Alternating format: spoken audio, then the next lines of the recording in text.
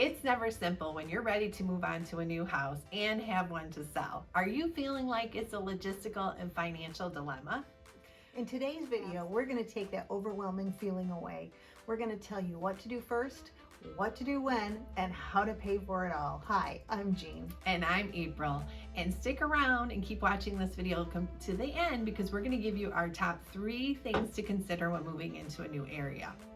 So you're ready to move and you have a house to sell. What do you need to do first? You need to talk to your lender. So your lender is going to qualify you for your next mortgage. He's going to let you know what you can afford to buy. And then he's going to answer the most important question that we're going to talk about today. Do you buy first and then sell, or do you sell first and then buy? So April, why would a lender tell you you have to sell your home first before you can buy? Well, that's a great question. So most lenders take a look at everything you have going on financially. And the short answer to that is you don't necessarily have enough equity built in the home that you have to sell. So you might have just purchased a few years ago. Usually people don't have that much equity in regards to purchasing something up front unless they've lived there for quite a while. Right. The other reason would be is you just don't have the cash reserves built up in your savings account, meaning you don't have enough money to do your down payment and your closing costs to purchase that next home. That makes sense. When your lender tells you you have to sell first, one of the things you need to figure out is where are you going to live between selling and buying? So a lot of people like to remain in their home, and that makes sense. In this area, the Grand Rapids area, it is pretty typical for people to stay in their home for about 30 days after closing, and a lot of times that's free. But the next 30 days, if you want to stay for 60 days in your home, that next 30 days, you may have to pay rent to the person who bought your home because their mortgage payment is now due and you're living in the house they just bought. So they may want you to pay them rent. It's called rent back. And 60 days, that's the longest you can stay in your home after you close. So we have other options though. Right. Another option might be if you need to get out of the home a little bit quicker would be to use a short-term rental like an Airbnb and just be able to rent something if it's just a few weeks or maybe a month. Another easy option sometimes is to borrow or use your camper or RV and stay in a park for a while.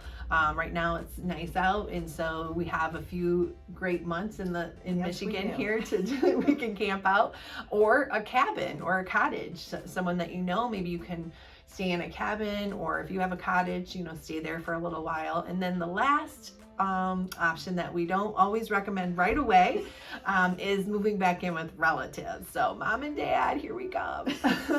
Moving back into the basement, but only for a short period of time. Short period of time. So another question we get asked a lot is, well, couldn't I just buy my next house contingent on my house selling? So what would you tell your client then, April? So understanding the market is important to this question, and right now in our current market, that is not a viable option. So basically you have 2 markets, a seller's market and a buyer's market. And a seller's market is where there's very low inventory, meaning not very many houses for sale and a lot of buyers. In a buyer's market, it's in the reverse. So there are a lot of homes for sale and not very many buyers. In the regards to writing an offer based on selling your home or the contingent on selling your home, you would see that more in a buyer's market. So it's not really very common right now. And the reason is that sellers today just have so many options for offers that if you're up against someone that doesn't have another home to sell, they're probably not going to pick you because they've got maybe a first-time buyer and they can move in right away and get everything closed, and they don't have to wait for them to sell a house. And so unfortunately that becomes a negative to the seller. Right. So that's something you'd want to talk to an agent about when you are ready to start talking about selling your home. Depending on the market, you may be able to. 5 years ago we could get offers accepted that were contingent. So there is a market for it, but the one we're in right now in the spring of 2023 is not that market. You're going to want to be prepared and be strategic. And being strategic means that you have a plan in place. So you want to know what your must-haves, what your deal breakers are. So when you sell your house, you are ready to just go out and buy that next house because you already know what you're willing to compromise on and you are just ready to go. That's right. So, the reason is you just have a short period of time, because now you're most likely you only have the 60 days, or you're living with relatives or renting something. So what we're saying by that is we're going to get you as prepared as possible, and that's what you want to be. It's very strategic, have a clear, decisive list of my must-haves, deal breakers, and what can we compromise on, so that you can go out there and get that next house. So Yes. So the upside of being able to sell first is that you have your funding, you have your money, you have it in hand. You don't have to wonder what your house will sell for. Your house sold. You know what you have to go look for a house with. So the downside would be the timing at all. Yeah. So you want to make sure that you time it so that you don't have no home and nowhere to live. Exactly. So if a lender says it's time to buy first, which is very exciting, what does that mean, Jean? That means that you either have cash on hand or money available to you, and you have equity in your home, and a lot of equity in your home. Right. Absolutely. So the easiest way is to have cash on hand, or a 401k, or investments that you can borrow from, because realistically, who doesn't love having a bunch of cash that they could just go buy a home with? Right? Let me just write you a check for that. Exactly. So, and you've had clients who have borrowed from their 401k.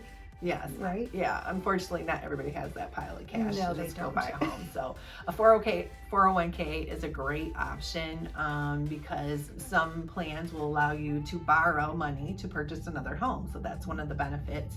Again, check with your financial advisor or your lender just to make sure that you have everything in place for that. But how that worked for our client is that they just didn't have the cash reserves, and so they took a small loan out of their 401k for themselves, bought their home, and then sold the one that they had, and then paid themselves back. That is an awesome way to do Yeah. it. Yeah. So now you may not have cash reserves, you may not have a 401k, you may not have investments, but maybe you have a lot of equity in your home right now. There are options for you also that you can buy first and then sell after you buy. So one of those options is a home equity line of credit. So basically that takes the equity that you have in your home currently, and you can take the money out and use that for your down payment and for your closing costs. So I know I had a client who did this. Their home was mostly paid off, so they had a lot of equity in their home, and they were able to take a home equity line of credit. They took that money, they used it to buy their next house. Then when they sold their home that they were in, they were able to just pay off the home equity line of credit and take the rest of their money and put it towards their new mortgage. So it is a real easy way to do it, but you do need to talk to your lender first to make sure that they're okay with that. Some loans don't necessarily like you to use a home equity line of credit, so that's something to discuss with the lender. Yeah, for sure.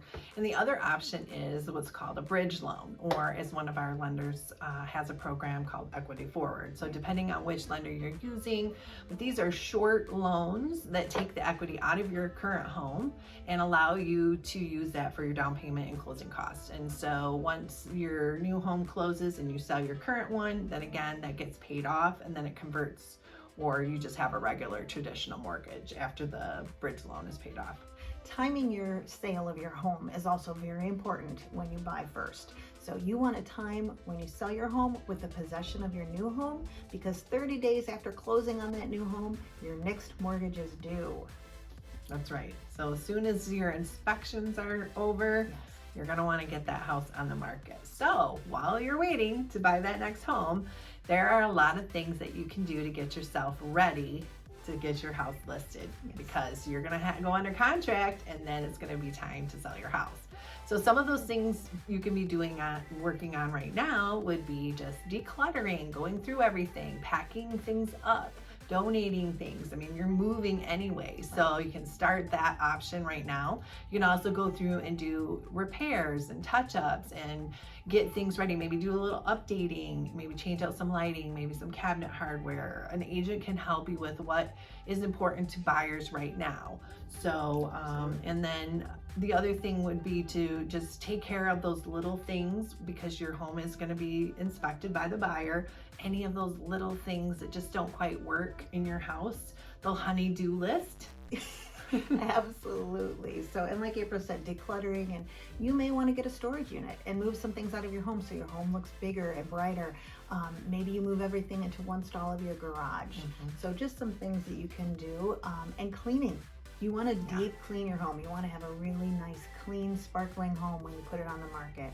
And as far as the repairs, I know one thing that April has a problem with is when you go to show a home to a buyer and right on the listing card, they tell you when you open the door, jiggle the handle, lift it up to the left, and you can't get in the house because they didn't fix their doorknob. So those little things that are the first thing that the buyer sees, the curb appeal, all that, you want to make sure that that is fixed so they don't, first impression they have of your home is not, I can't get into the house, the door doesn't work. We always laugh about that when we're showing houses. But the reality is we don't live in our houses like we're showing them, right? So Exactly. I have little things that I need to repair. Absolutely. I'm sure you do too. Yes. And time gets away from us and we're like, we'll get to that later. So it's not a big deal when we live in our house, but when we're getting it ready to sell, it is important. So we just want to make that known to you so that you know what's going on too. Exactly. So now the upside of buying first is that you have time. You have time to go look. You can find that perfect house. There's no pressure on you because your house sold and you have nowhere to live. So it gives you time. The downside, like we said, is the timing. Making sure that you are timing this properly so that you don't end up with 2 homes and 2 mortgages for too long. Exactly. And we promised you our top 3 things to consider to moving into a new area. So the first number 1 thing is to check out and see how many homes actually sell in the area you want to move into. So if you have a desired neighborhood or location that you want to move to, you want to be able to know how many homes actually go for sale in that area. And I know that sounds strange, especially in the market that we're in, but there are actually areas that homes don't go up for sale very often.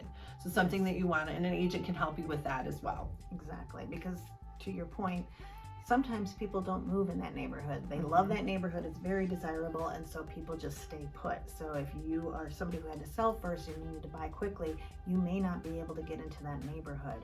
And that leads us to number 2, and that is, how much do homes sell for in the neighborhood you want to go into? You need to know what the price range you're walking into looks like, and can you afford it?